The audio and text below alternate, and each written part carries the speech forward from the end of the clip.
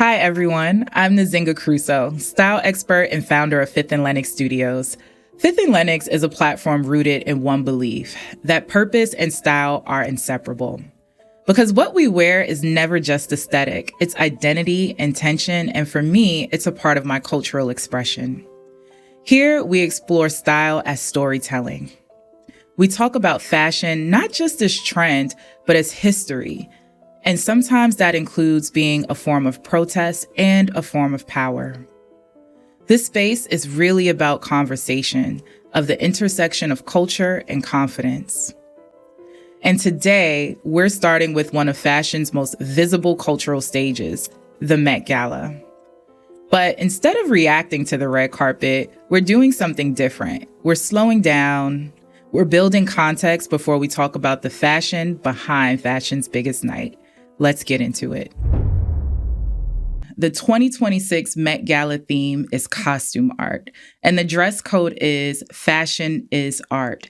And if you're anything like me, when you heard the term costume art, you may have thought it was costume design. So the first time I heard the Met Gala theme, I actually thought it was costume design and that we were going to have a whole bunch of people looking like they were a part of different movie casts or maybe a part of Bridgerton. But that is not what costume art is. And to help us break down what costume art truly is and its relationship between the garment and the body, we have Antoinette Cooper. So welcome, Antoinette. Yeah. To help us unpack this theme culturally, I'm honored to be joined by my friend and neighbor, Antoinette Cooper. Antoinette is a multidisciplinary artist. She's an educator. She's an activist with over 20 years of experience exploring how bodies carry meaning and history and memory. She's taught at institutions including Columbia University and the Museum of Modern Art, and her work sits at the intersection of social justice and art. She's also the founder of Black Exhale and the author of Unruly. Antoinette, I'm so glad you're here. Thank you for joining me. Antoinette and I connected in a really meaningful way last year. So last year, the Met Gala's theme was Black Dandyism. And Antoinette so kindly invited me and a group of my friends, a group of Black women, to a private tour of the Superfine exhibit. And going into the Superfine exhibit, I thought, I'm a style expert. I'm going to see some fashions. I'm going to see, something exciting that is visually pleasing. But I think as soon as you prepped us, you briefed us before we walked into that exhibition, we knew we were in for something different, something deeper. And it was really the historical context that Black dandyism is rooted in that made the Met Gala experience more vast for me. The themes that seemed to be covered in that exhibit that stood out to me was how Black people over the course of our history here in America have used cloth as a way to either be invisible or visible. We've used it as ways of being respectable and ways to assimilate.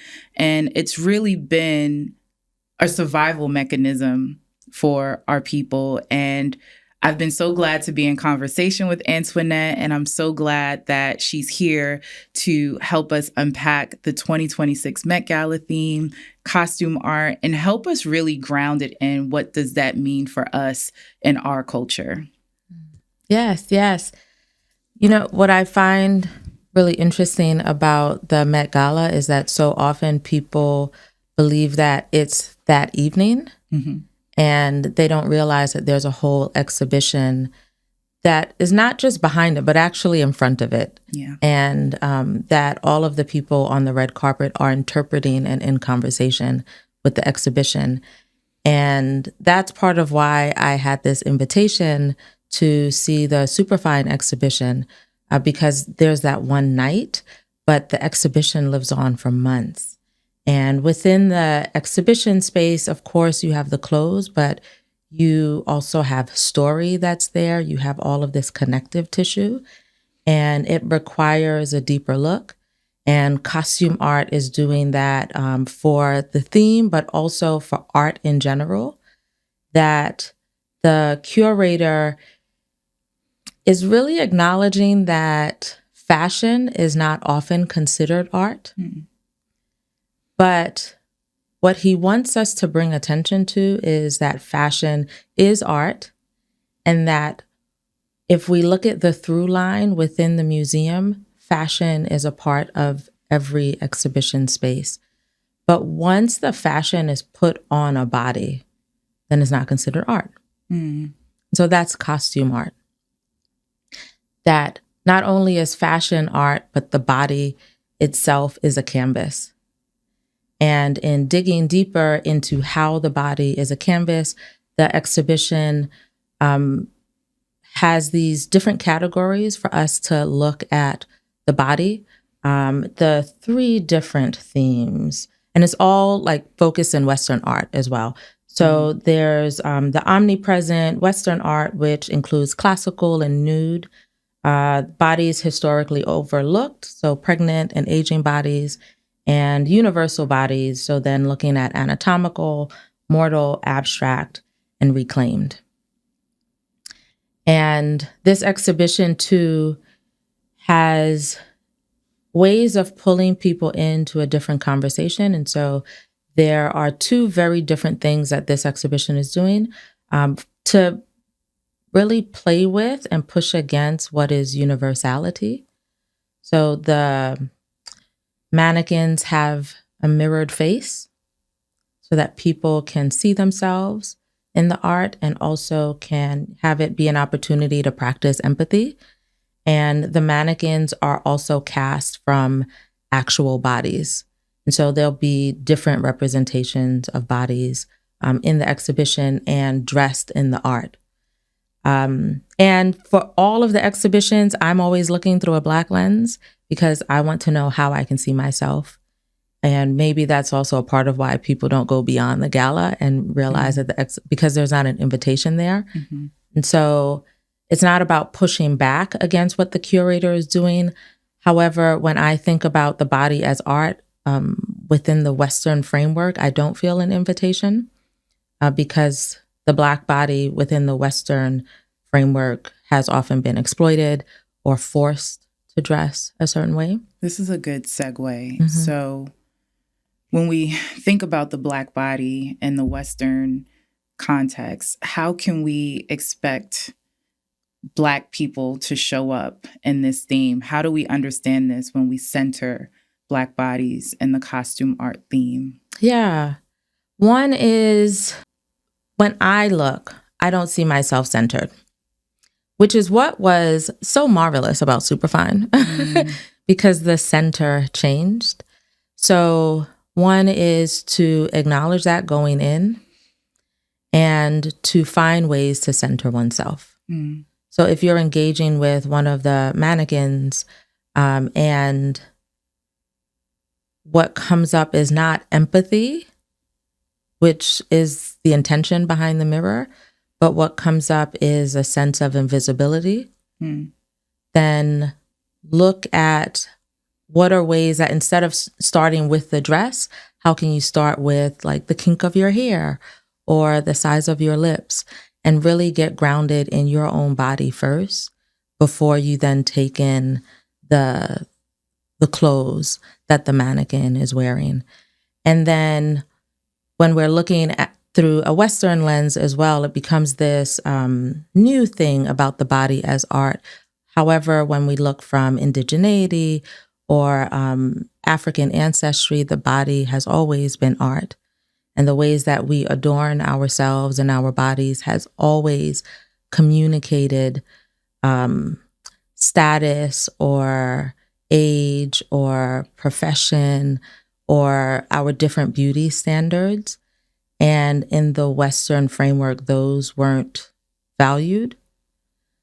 So having it not so much be a discovery of the body as art, but a reminder that culturally this was our language anyway.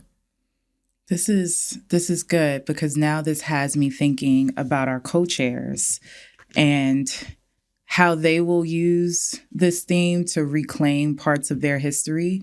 So this brings us to an important layer of this conversation because the theme is one thing, but who represents the theme, that's a completely different thing.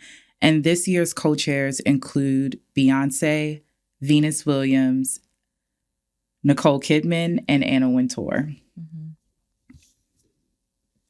Now, look at who's actually in this room. We have Beyonce, Venus Williams, Nicole Kidman, and Anna Wintour.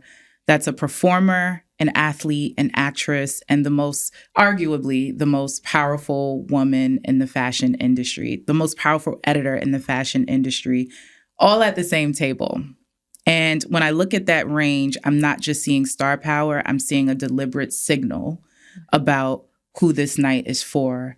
And I'm wondering, just off the heels of how you explain costume art and how Black bodies will fit into that context, how Venus Williams, an athlete, and Beyonce, a performer that is always telling stories, whether you get it or you don't.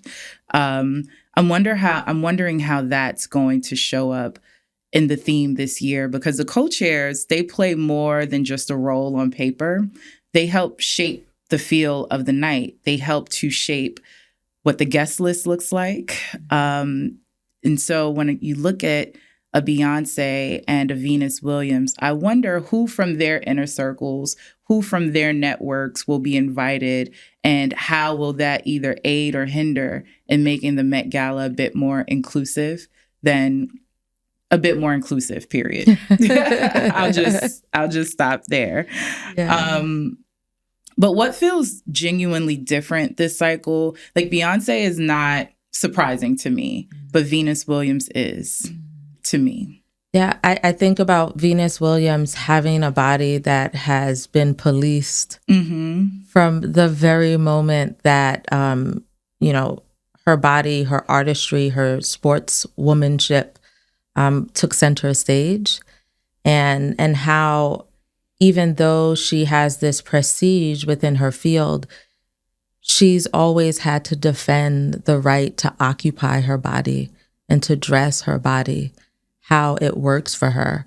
And I think without her voice, then we would be missing that level of advocacy that she's so well known for. And I don't think she was really trying to be a spokesperson. It was, no, I'm here, and my body is here as well. And so I really think it's smart that the Met includes bodies and people occupying those bodies to make sure that we're not marginalized. And at the same time, no one will know what the exhibition holds until May. Okay. And all of our conversation is speculation. Yeah, absolutely. Yeah. I mean, the Met Gala happens on May 4th. And when does the exhibit start? Well, May 4th that night for the people that are invited. Yes. So they get the preview. Yeah. And then from there, it opens up to the public around May 10th. Okay. Yeah. So when it comes to universality, like the body as art and the universality, then when it opens up to the public, then we'll see, did the Met get it right? Or are there some spaces that are missing? And from there, we can have the critique. But oftentimes by then people stop listening because the peacocking part, which is beautiful. The spectacle part is over, and the deeper dive doesn't happen in the public realm. Yeah. So back to Venus Williams, because a point that I would love to tie in as an ex-athlete myself is sport isn't seen as art. And I think having Venus Williams as one of the co-chairs, it brings sports into the arts world. Last year, Black Dandyism was seen as the sportiest Met Gala ever in terms of who was on that invite list. And so with last year being the sportiest or seen as the sportiest, I'm curious as to how Venus Williams will continue to shape that and what narrative will be told through the guest list and how our athletes show up. Yeah. What's really interesting is as someone in the fashion world, you pay so much more attention to the gala. And I didn't know it was the sportiest because I don't pay attention to the gala at all. And then I'm just like, why do people not know about the exhibition? And so opening up the space to folks that were being represented and folks didn't actually know that all of that was there. So yeah, I'm curious about how maybe I'll actually engage with the gala more. But, when it comes to the gala, it is open to interpretation. And there are often misses because the celebrities aren't engaged in the same ways that the artist is. And so I think that's also what's really unique about this exhibition, this theme. It's about removing that line and blurring between the artist and fashion. Which brings us to a really good point. And the part of this that excites me probably the most is, yes, there are the stars that we see on the red carpet. And I'm so glad we broke this down and really started talking about the art behind the theme and the direction that is given to designers and stylists. Because there's some designers that I am really excited to see and what stories they might be telling. The first designer that I'm watching this year is Laquan Smith. Laquan Smith styled Halle Berry, Ciara, and Adut Akich last year. Oh, he styled Halle Berry and Ciara last year, and the year before, in 2024, he styled Adut Akich. Next, we have Christopher Rogers. Last year, he styled Nigerian actress Ego Nwadim, and she wore a custom Christopher Rogers suit. And last but not least, there's so many more designers I could name, but I'm so excited to see what Sergio Hudson does, particularly because of the Venus Williams effect we were just talking about. Last year, he styled 3 of our favorite players from the New York Liberty, Brianna Stewart, Sabrina Ionesco. I call her JJ, Jonquel Jones. She's from Barbados. She's a Caribbean girl. And to me, the decision to style 3 female athletes is a big intentional decision. The WNBA right now is going through a lot of different agreements on making sure that our female athletes are paid what they're worth or paid adequately and, working towards getting to what they're worth. And style has played such a big part in amplifying that stage and amplifying the sport. And for Sergio Hudson to take on 3 of our female athletes, I think that was an intentional decision. And I'm excited to see who he styles, who's wearing his designs this year, if female athletes will be a part of that. Stewie also, during the Unrivaled season, she wore a custom suit by Laquan Smith. So I'm curious to see, will Stewie be wearing Laquan Smith or will she be wearing Sergio Hudson, and will the Liberty girls follow? But that's just me and my quirks and bringing the athletic world into this fashion space as well. And then, so we have our designers and then we have the stylists. The designers are the ones making the fashions, making the art that our celebrities will then wear. And the stylists really put that extra sauce on it. And most notably, we cannot have a stylist conversation without talking about Law Roach. He'll likely be styling his longtime muse, Zendaya. Yes. He has a newer muse, Ryan Destiny. I'm sure she will be on the list, and I'm sure he will be styling her. And I'm hoping he decides to walk the red carpet himself. And I can't wait to see what he creates with these women and with himself. It looks good. Because for me, too, I'm learning. Okay. Because I've already said I'm here for the art. I'm here for the art.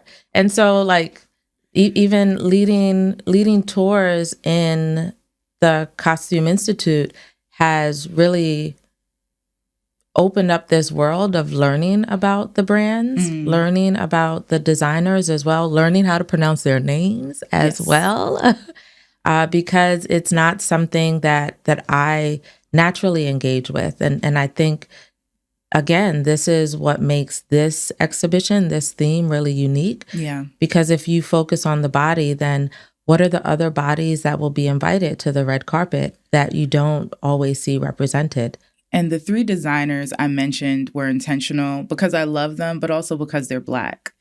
And so I'm curious to see what their interpretation of costume art is and how they choose to create art within a Western context. I'm curious to see what celebrities they allow to wear their art and their fashions. And then I'm curious to see how certain stylists like the Law Roach will will interpret the designers and make an artful moment between what's been created by the designer and the celebrity who's wearing it. So in addition to Law Roach, I'm excited to see what Colin Carter does. Colin Carter is known for styling Cardi B. And Cardi B is in the middle of her Little Miss Drama tour. And so I'm really curious to see if, her and Colin collaborate for the Met Gala, what they come up with and how she uses the Met Gala as a way to continue to amplify her tour and her music. And I'm really curious to see if she will be an artist that leans into the nudity.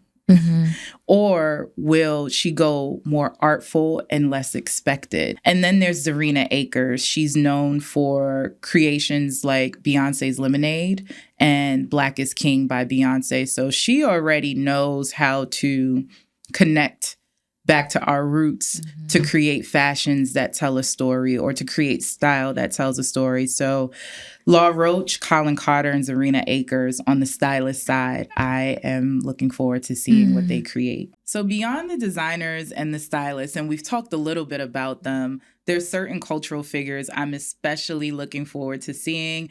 And topping that list off is Rihanna and A$AP Rocky, respectively. Yes. But also collectively. And what's compelling about their looks is they often require digestion.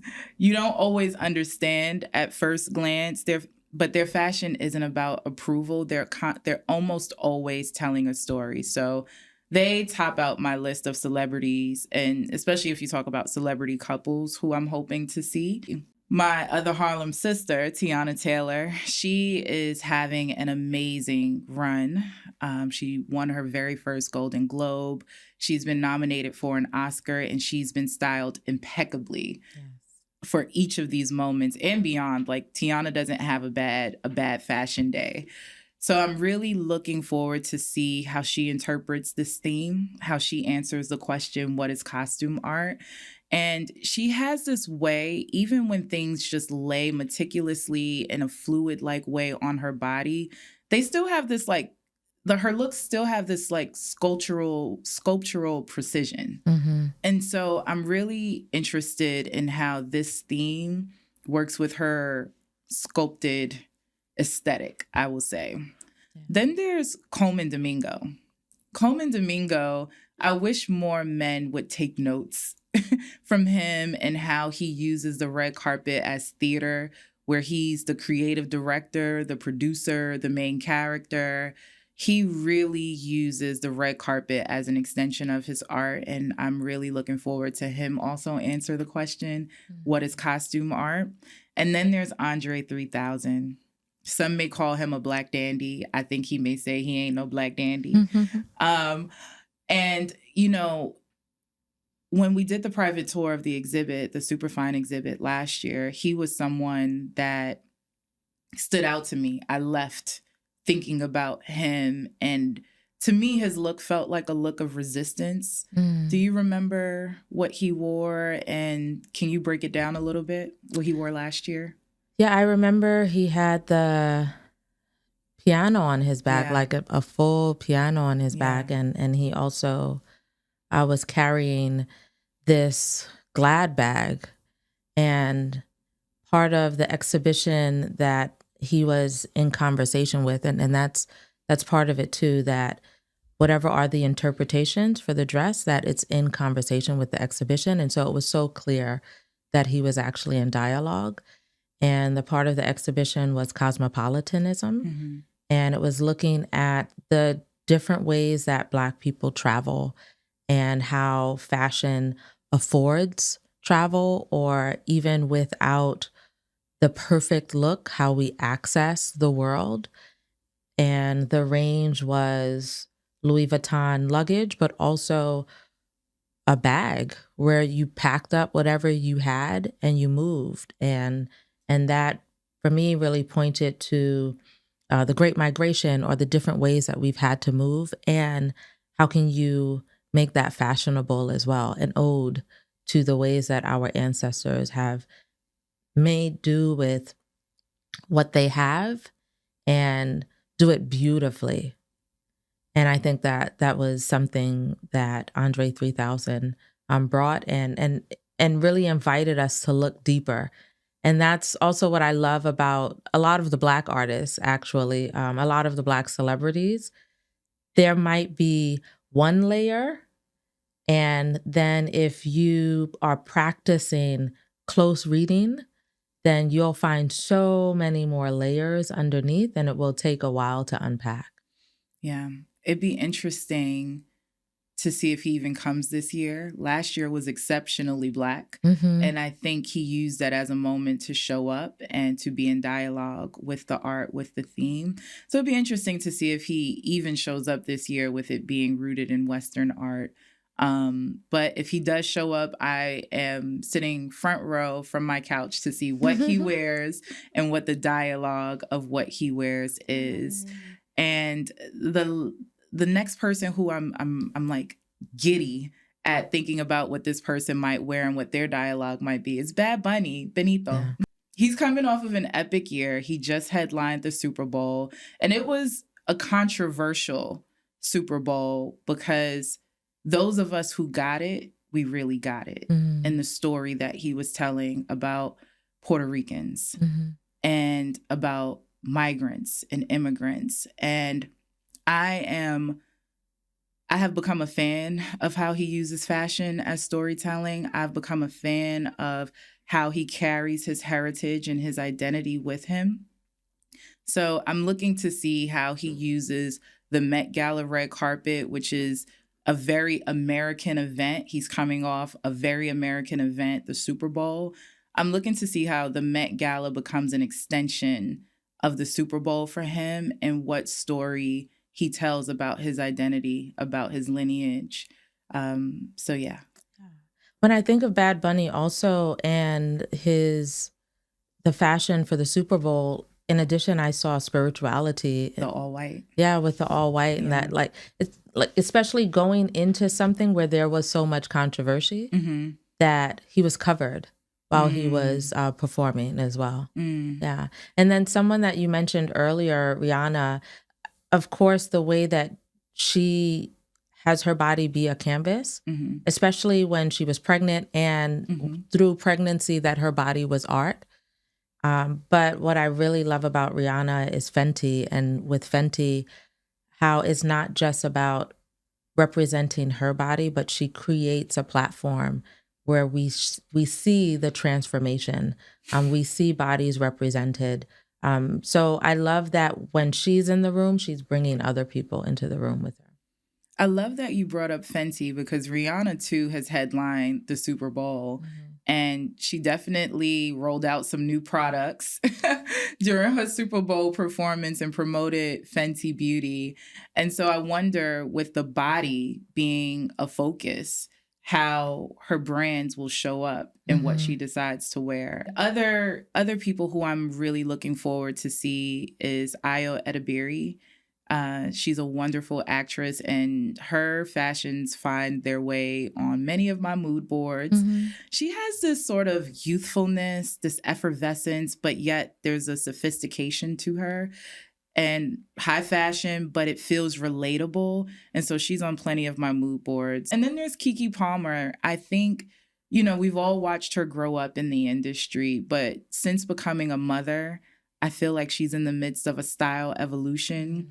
From her hair to her makeup to what she wears, even her voice. Like, she calls herself Keke Keep a Job Palmer. And so she's always been working, but there's something so special about her voice right now. It feels like she's really coming into her own, and fashion is definitely a part of that story. You can tell that she is intentional about what she wears, and she is sending signals and messages with what she wears. So I'm staying tuned to see how Keke Palmer shows up on the red carpet at the Met Gala. Yeah, that's beautiful. And there was you were mentioning too around this being a Western framework, and so I'm curious about the ways that we'll disrupt the framework as well. Yeah, because that's part of our experience and existence. Yes, resistance and protest is a part of art. Yeah, and it's a part of fashion. Yeah, and the Black Dandyism exhibit reminded me of that, how what we wear And it reminds me of even my experience as a Black woman in corporate America, how I've used style as my armor. And what we wear becomes a part of our survival mechanisms. Do we want to be seen or do we not want to be seen? Yeah. Do we want to be respected or do we not play into respectability politics? So the designers, the stylists, the cultural figures who I named are all intentional, and that they're all very aware of those signals and our history. And so I can't wait to see what the conversation is between how they show up in the theme. Yes. Which brings me to what I'm actually hoping to see. Because watching all of these people, performers, athletes, cultural figures, they all use their bodies as a form of authorship. What this theme ultimately asks us to consider is how the body has always been shaped by what it wears, and how what it wears is shaped by the body moving through it. Fashion is not separate from identity, politics, or history. And when we center culture, particularly Black culture, we're not inserting ourselves into fashion. We're acknowledging that we've always been fundamental to it. That's the lens I'll be watching this year's Met Gala through. Thank you for spending time with me. If today's conversation resonated, I invite you to subscribe, follow along, and continue the journey with me. Because when purpose and style come together, you show up as your best self. I'll see you next time. Until then, be stylish on purpose.